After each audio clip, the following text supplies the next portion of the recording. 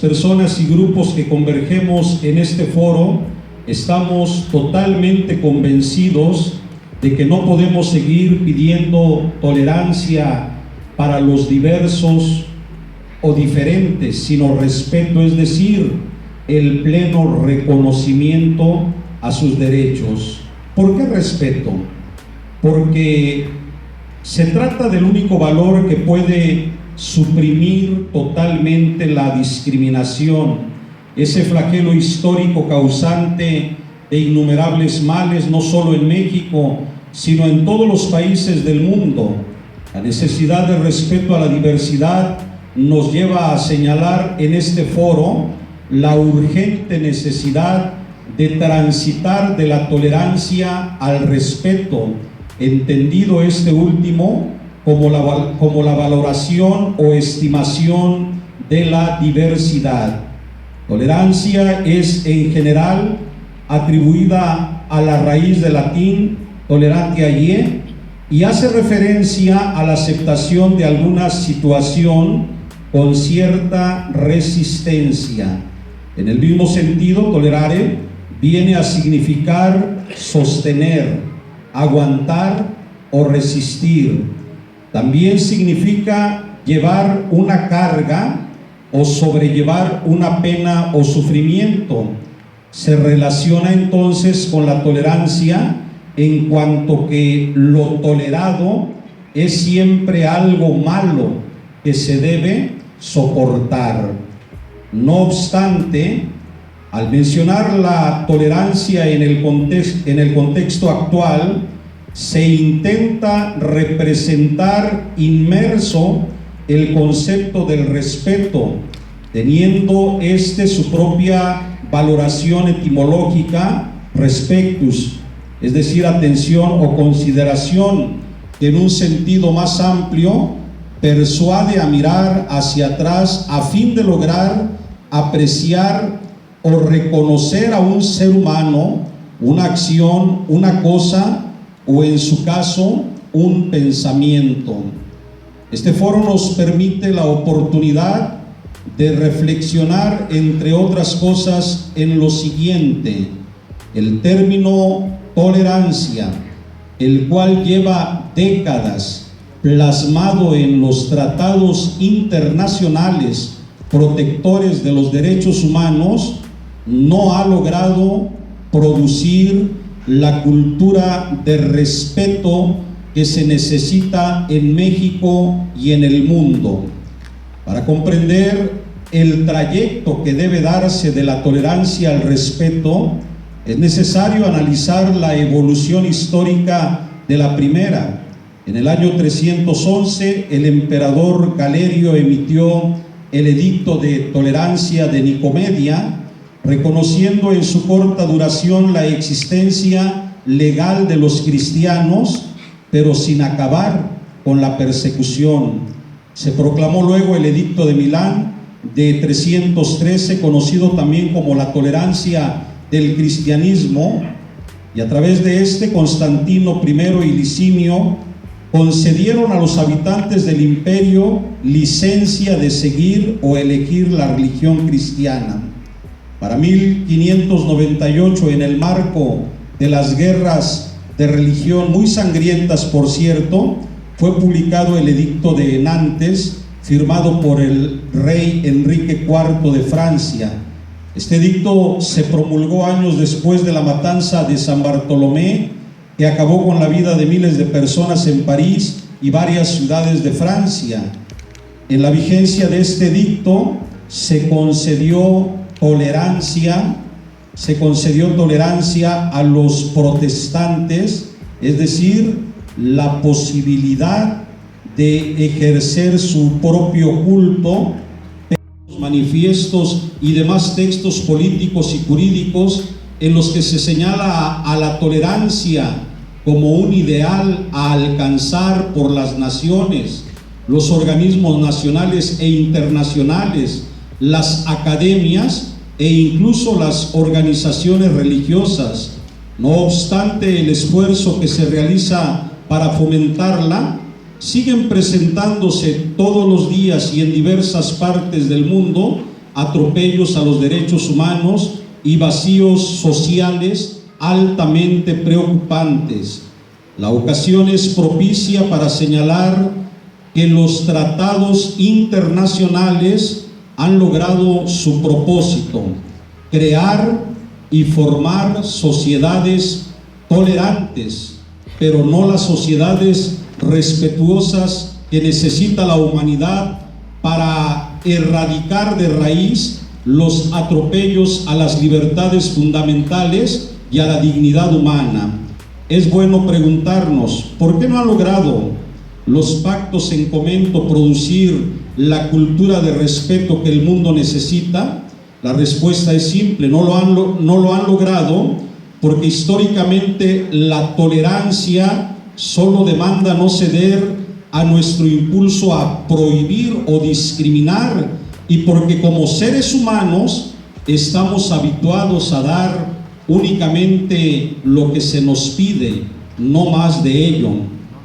Si un tratado internacional pide tolerancia, se incorporará como una práctica generalizada en las naciones, y es esto lo único que los pueblos y las personas van a dar sin lograr el anhelado tránsito de la tolerancia al respeto.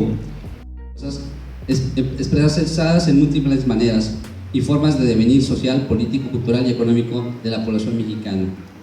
Atestiguar tal transformación religiosa, que no solo influye en este campo, nos invita a reflexionar y a poner la mesa interesantes discusiones que nos involucran dentro de un debate público.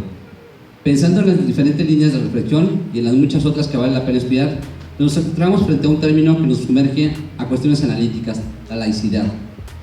Roberto Blancarte, especialista en el tema, en su libro publicado hace 15 años, Laicidad y valores en un Estado democrático, nos ofrece un amplio panorama y nos invita a repensar la laicidad en términos que legitiman a una nación entendida desde paradigmas democráticos e independientes. En su libro, Blancarte proporciona un recorrido histórico de cómo ha sido y entendido y apropiado el concepto a partir de la visión predominante del momento. Es así, por ejemplo, hace unas décadas la laicidad estaba fuera del discurso público y nunca realmente objetada e impugnada, es decir, no era necesario introducirla en el debate, ya que estaba firmada y establecida entre parámetros nacionales y legalmente demarcada entre la Constitución del 57 y las leyes de reforma. Entonces veamos a la laicidad mexicana como un concepto de antaño y quizá olvidado por muchos. En el siglo XX la laicidad mexicana se pudo arraigar a la cultura nacional, gracias a la victoria del liberalismo sobre el conservadurismo y al fuerte impacto de las diversas luchas sociales y políticas que se desarrollaron a favor de los movimientos revolucionarios de 1910. Sin embargo, a principios del siglo XXI nos encontramos que la laicidad ya es digna de atención por parte de analistas sociales, políticos y de muchos otros públicos. De esta manera, los espacios y tiempos que condicionan a la laicidad han provocado que el término no goce de un concepto claro, sino que ha sido confundido debido a su actuación y aplicación a lo largo de los diferentes periodos históricos desarrollados en México. Blancarte menciona en términos generales que la laicidad ha sido entendida a lo largo del tiempo, en el caso mexicano, bajo una concepción defensiva, que es el siglo XIX, y para después entenderse como una laicidad beligerante del siglo XX. Hay que ver que justamente la tensión entre el Estado y la Iglesia va a ser muy fuerte. La herencia de alguna... Tenga la apariencia que debe tener. Si van ustedes al médico porque tienen una lesión o tienen una enfermedad, son ustedes los que le van a decir al médico qué tiene que ponerle al medicamento, qué tantos gramos o qué tantos miligramos o qué medicinas quieren y cuáles no, en base a sus criterios religiosos. Bueno, pues entonces explíquenme por qué una maestra de secundaria que está dando literatura recibe a un grupo de padres de familia que de manera agresiva la regañan porque está tocando el asunto de la Ilíada, que es un libro de literatura, donde está hablando que los dioses del Olimpo tomaban parte en esta guerra del lado de unos y del lado de otros, unos a favor y otros en contra de los troyanos y de los griegos. Y los padres de familia, alebrestados, le dijeron que solo había un Dios y ese Dios era Jesucristo. Y por lo tanto, creen que Jesucristo es Dios, cosa muy válida para las creencias de cada quien. Pero bueno, la maestra se quedó con los ojos cuadrados. Pero ¿de qué están ustedes hablando?, les dijo. Y esto es cierto. Y le contestaron: es que usted está hablando de dioses y no hay más Dios que uno, y ese es Jesucristo. Les estaba hablando de Zeus, de Palas Atenea, los dioses griegos, que en el libro de la Ilíada de Homero aparecen mencionados. Pues estos padres de familia querían prohibirle a la maestra que tocara los nombres de otros dioses aparte del que ellos consideraban como el único y verdadero. En una escuela pública, una escuela secundaria del gobierno del estado de Baja California, la maestra recurrió a su directora en búsqueda de apoyo porque, pues, ¿cómo no podía dar en su clase de literatura mencionar simplemente la Ilíada con todo lo que las consecuencias literarias que el libro contiene? La directora, respondiendo más en el orden político que en el educativo, dejó pasar la majadería y la insolencia de estas madres de familia y padres de familia que se le fueron al cuello a la profesora de literatura. Esto es lo que no podemos permitir. Si ustedes, por ejemplo, tienen libertad de creencias, libertad de religión, es válido, qué bueno, los felicito. Pero entonces creen sus propias escuelas y en ellas eduquen y formen a sus hijos en la creencia particular que más les interese. Pero el Estado mexicano es laico. El Estado no tiene partido, no tiene religión definida. Si no defendemos eso, entonces cada grupo que llegue a la escuela va a tratar de imponer sus propios criterios. Y los programas educativos que son formativos para nuestros jóvenes educandos se van a convertir en un motivo de lucha facciosa, porque cada uno de los que lleguen con su agenda particular de orden religioso o de credo van a tratar de imponer lo que ellos creen. Imagínense que lleguen musulmanes, o imagínense que los judíos lleguen y digan: están locos, ustedes son idólatras, que le arrodillan a imágenes y cosas por el estilo, porque Shema Israel, Adonai Eloheinu, Adonai Echad. Escucha, Israel, solo hay un Dios y ese Dios soy yo soy, y punto. Pero ustedes se podrán dar cuenta de que no todo el mundo va a considerar eso como válido. Porque la Trinidad, que porque esto, que porque lo otro. Escúchenme, la libertad de religión no está en duda, pero también la de no religión. Y el gobierno tiene ciudadanos mexicanos que no profesan ninguna.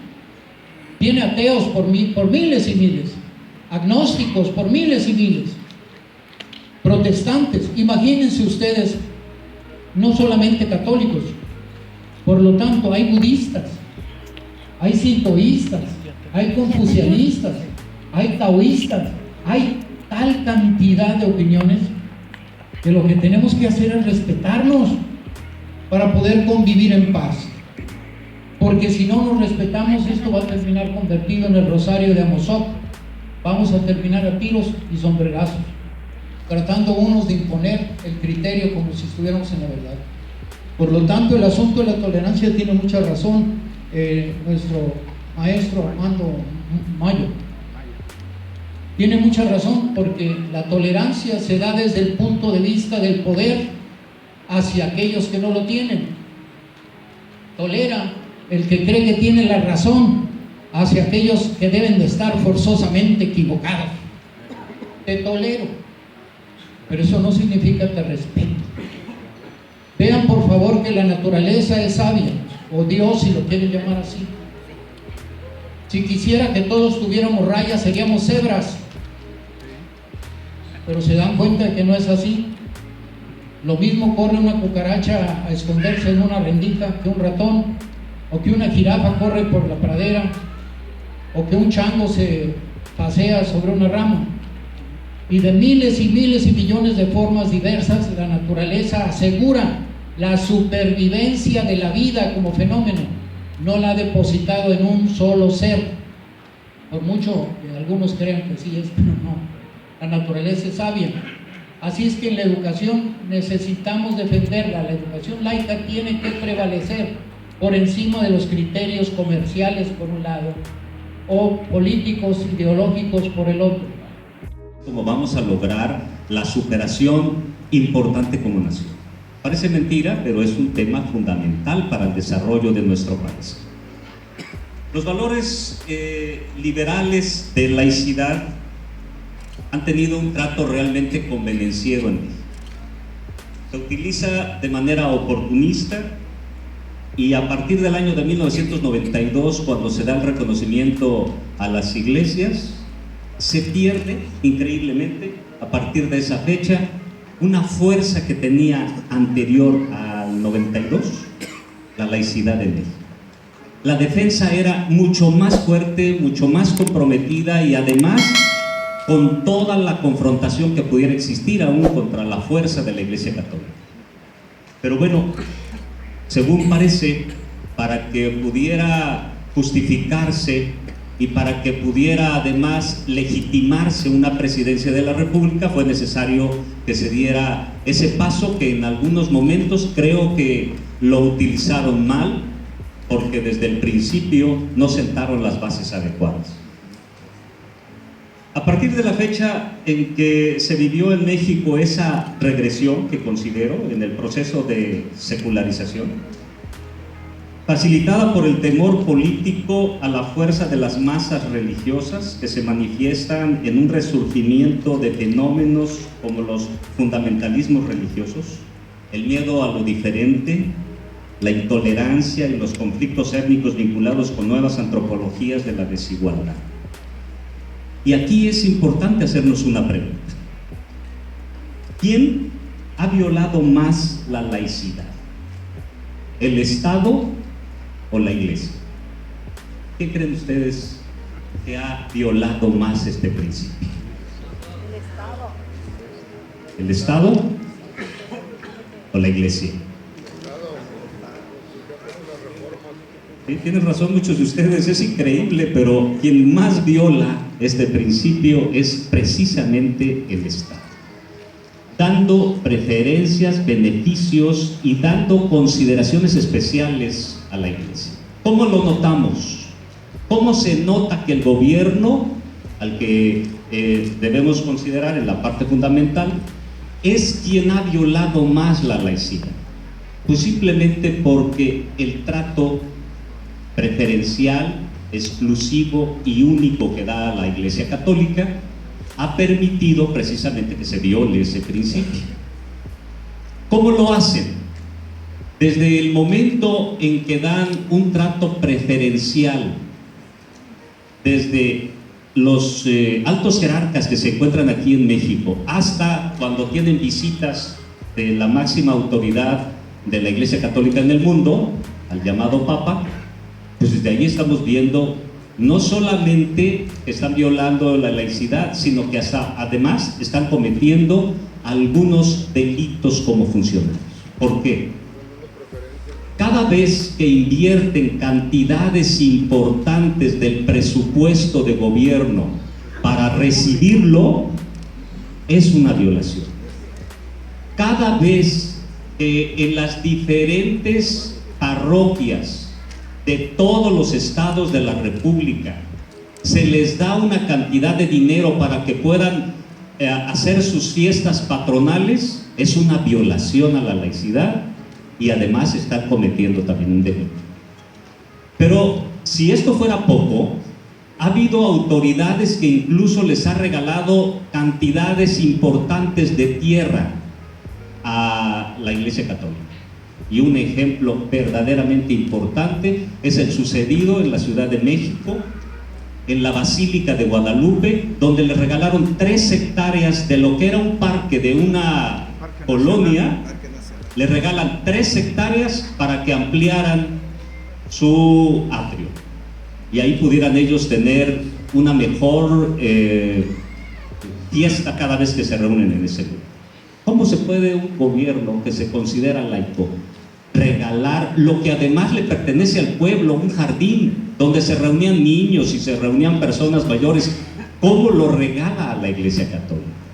Es precisamente una violación a la ley. Es un ejemplo claro de cómo las autoridades lo hacen. La Biblia les enseña a los católicos cómo se debe respetar la opinión diferente de los ciudadanos. Dice que en el Edén se estableció, en un momento en que eran perfectos, se estableció un árbol del bien y del mal. ¿Por qué si eran perfectos? ¿Por qué si todo estaba bien? Había necesidad de establecer un árbol que les pudiera dar las opiniones distintas y las posibilidades de distinguir entre una cosa y otra y tener la posibilidad de decidir por dónde tomar su camino. Bueno, es exactamente esa analogía la que nos ubica cuando se establece una ley en nuestro país y que a través de esa ley cada quien puede decidir si la aprovecha en su beneficio o no la considera como buena. Y ahí cada quien toma sus decisiones. A la Iglesia Católica le espantó que existiera una propuesta para que se pudieran considerar matrimonios igualitarios, y entonces consideraron ellos que tenían que opinar y tenían ellos que ejercer presión para que esta ley no pudiera aprobarse. Y aquí surge una pregunta: ¿hasta dónde una religión tiene que imponer a la ciudadanía sus creencias? La religión no está para poder establecer dentro de los derechos civiles leyes, ni tampoco querer que todo mundo crea como él. La mejor forma de poder ser laicos es creer hacia el interior de las iglesias lo que cada quien considere como propio e importante, como los valores fundamentales, pero no se va a imponer a ningún ciudadano ajeno, que además ni siquiera muchos de ellos creen en religión alguna, se les puede imponer una ley. Y eso es precisamente lo que la Iglesia Católica no ha entendido. Esto nos lleva a preguntarnos: ¿hasta dónde una creencia religiosa debe influir en las leyes de un país laico? ¿Se puede permitir que una iglesia imponga sus creencias a través de la legislación? ¿Las reglas religiosas son para imponerse a los ciudadanos que no profesan creencia alguna? Y creo que la respuesta es no. La Iglesia no debe influir en nuestra legislación, como tampoco el Estado debe opinar sobre la doctrina de las iglesias. Imagínense ustedes que el Estado quisiera intervenir en la forma de creer de una iglesia y que, por ejemplo, a la Iglesia Católica dijera: bueno, vamos a analizar a ver si es verdad que la Virgen de Guadalupe se apareció. Vamos a llamar a algunos científicos para que hagan algunos análisis del ayate ese enorme que se encuentra en la Basílica de Guadalupe, que casi mide 1,80, para ver si es verdad que existían en ese tiempo hombres de ese tamaño para poder tener ese ayate. Y vamos a ver si la pintura es de origen divino o la pintura es como las que en aquel tiempo realizaban los hombres. Creo que no era correcto tampoco. O sea, el Estado no tiene por qué intervenir en esa forma de creer de una iglesia. Pero tampoco la iglesia tiene por qué decirle entonces al Estado: haz tus leyes de esta manera porque así lo creo yo. Entonces, eso es precisamente el respeto y la separación entre la iglesia y el Estado. La amenaza, considero, que enfrenta el Estado laico en nuestro país es el posible retorno al poder del Partido Acción Nacional, del PAN, sea por su propia cuenta o sea aliado a otras fuerzas políticas, incluso, como hemos visto en las elecciones últimas, a fuerzas paradójicamente de la izquierda, ¿verdad?, que llevaron al PAN a triunfar en varias gobernaciones. Eso es todo en forma resumida. Sin embargo, abusando un poco de su paciencia después de tantas intervenciones, voy a hacer algunos comentarios, si ustedes me lo permiten. Fíjense que hace 10 años casi, en diciembre de 2006, se funda el Foro Intereclesiástico Mexicano, una de las organizaciones que participan en este evento, que ha participado en muchos otros eventos en el país en la defensa del Estado laico. Bueno, ha tenido esta organización objetivos como precisamente la defensa de la laicidad y de la igualdad de las diferentes iglesias ante la ley, de la no discriminación. Bueno, pero ¿por qué surgió el fin? ¿Con qué motivo? ¿En qué contexto? ¿O con qué sentido? ¿Cuál era el origen de esto, la motivación? Bueno, pues la motivación muy específica era oponerse a una iniciativa que entonces estaba promoviendo la derecha. Hablamos del 2006, fíjense, en el contexto de pleno conflicto electoral, después de las muy cuestionadas elecciones que muchos pensamos que fueron fraudulentas y que llevaron a Calderón al poder. Bueno, pero Calderón ya había negociado con jerarcas católicos acerca de la modificación del artículo 24 constitucional, un aspecto que estaba también en el llamado decálogo de Vicente Fox, que presentó en su campaña, pero que no llevó a cabo. Bueno, Calderón, un católico más comprometido con su activismo que Fox, pues sí tenía la intención de llevarla a cabo, y dada esa información, que sería, como bien diría en alguno de los foros, el presidente del FIM, Rigoberto Mata, equivaldría a dinamitar el Estado laico, recuerdo con esos términos, creo que es una frase que resume exactamente ese proyecto. Pues ante esa amenaza se empieza el FIM y otras organizaciones, de grupos de feministas, de grupos de la diversidad sexual, grupos intelectuales, periodistas, etcétera, empiezan a protestar contra esos proyectos de la derecha, y se hace durante muchos años. Tuve la oportunidad y el honor de participar en esa lucha, encabezada de manera valiente, enérgica y generosa por el FIM. Incluyó no solamente foros cerrados como este que estamos teniendo ahora, sino incluso protestas públicas ya hacia 2011, 2012 en la Ciudad de México, en avenidas como Reforma y la Avenida Juárez, simbólicamente afuera del hemiciclo Juárez. Pues hubo protestas en defensa del Estado laico y contra este proyecto de modificar el artículo 24, que sería pues permitir sin ningún límite, tal como lo entendían la derecha y la jerarquía católica, pues la intervención de esta en todas las instituciones, desde la educación hasta la milicia, como ha sucedido a lo largo de la historia en otros países de América Latina, de Centroamérica, de Sudamérica. Se pretendía así devolver a la jerarquía católica la hegemonía de que gozó antes de la Revolución de Reforma del siglo XIX. Bueno, ¿y en qué finalizó esto? ¿Qué pasó con...? Pues a pesar de todas esas movilizaciones, de todas esas protestas, de desplegados, de actividades cerradas y también en las calles, pues el gobierno no cedió y encontró, por el contrario, aliados oportunistas de otros partidos, incluso del PRD, que se prestaron a gestionar la aprobación de esa reforma, y finalmente, hacia fines de 2011 y principios de 2012, y recuerden ustedes, en el clima previo a la visita pues bastante fallida de Ratzinger a nuestro país, que visitó únicamente Guanajuato, pues se aprueba la reforma al artículo 24. ¿Y qué ha sucedido? Bueno, si es eso, ¿por qué no se ha implantado la educación católica en las escuelas, los capellanes militares, los obispos militares? ¿Por qué no está recibiendo subsidios, hasta que yo sepa, no, ¿verdad? ¿Quién sabe? De diferentes dependencias, de Sedesol? ¿Por qué no se le dan toda esta libertad de acción?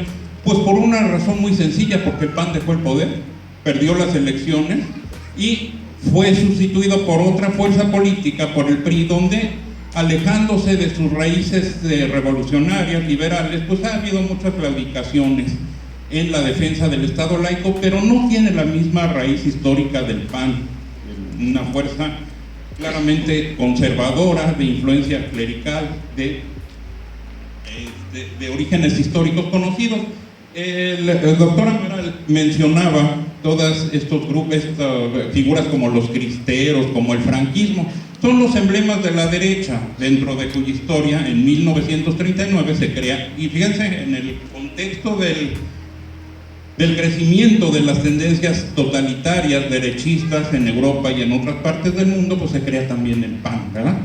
Y antes los derechos de los homosexuales, del matrimonio igualitario.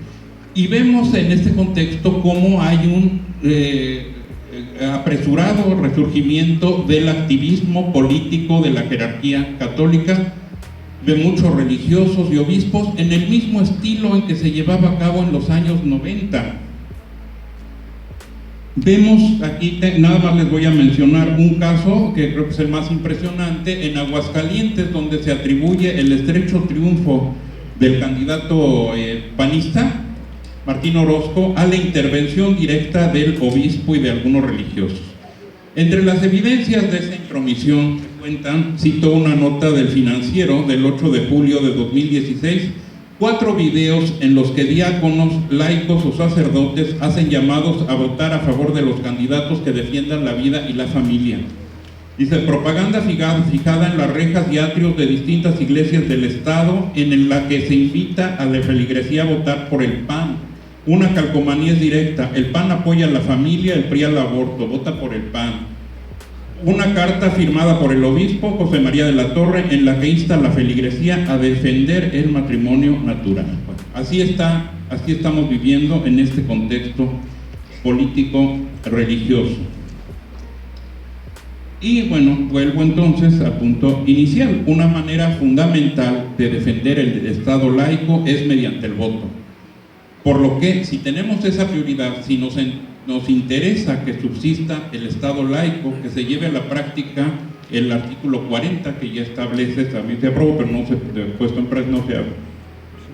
en práctica el carácter laico del Estado, pues no debemos apoyar a la derecha en los comicios, ni sola ni acompañada de otros partidos. Muchas gracias. Muchísimas cosas, la verdad es que el tema es muy interesante, pero los minutos son escasos. Me voy a concentrar en un aspecto nada más, para que entendamos la situación de la diversidad religiosa de México y la discriminación que ocurre. Lo primero sería referirles que cuando hablamos de Estado laico, a veces solo pensamos en el gobierno, que en el presidente y el poder ejecutivo deben ser laicos, pero hablar de Estado laico es que el poder ejecutivo sea laico, que el poder legislativo, los senadores y diputados sean laicos, que los jueces, el poder judicial sea laico, que todas las instituciones de gobierno, las universidades públicas, el Instituto Nacional Electoral, en fin, todas las dependencias que pertenecen al Estado sean laicas, que los estados, las entidades federativas sean laicas, que los municipios también sean laicos, que la administración de la justicia en todos lados sea laica. Entonces hay que ampliar y profundizar bien que lo laico tiene que enraizarse en toda la dimensión del país, ¿no? Entonces bueno, pues yo les agradezco mucho su interés. No sé si sienten que es como si hubiéramos jugado el primer tiempo de un partido de fútbol y ya nos íbamos a ir al vestidor a refrescarnos tantito, y nos dijeron que el segundo tiempo empieza inmediatamente, así es que pues ni modo, hay que echarle ganas, ¿verdad? Que estamos para hacerlo igual con su atención.